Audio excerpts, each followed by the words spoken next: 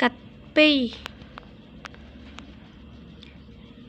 រកត្តាដែលនាំឲ្យកើតជំងឺ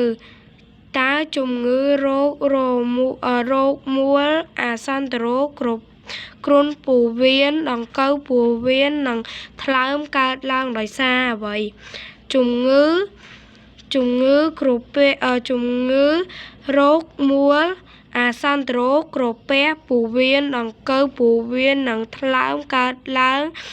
ដោយសារការបរិភោគដោយសារការប្រើប្រាស់សម្ភារៈប្រើជាមួយអ្នកមានជំងឺ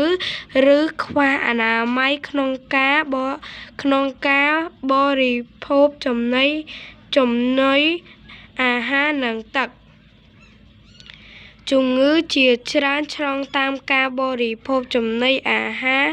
និងទឹកគ្មានអនាម័យជំងឺមួយចំនួន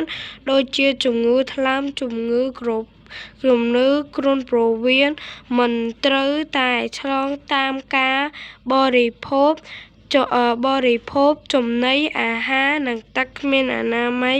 ប៉ុណ្ណោះទេគឺវាអាចឆ្លងតាមការប្រើប្រាស់សម្ភារៈនិងការរស់នៅរួមគ្នាជាមួយអ្នកជំងឺផងដែរ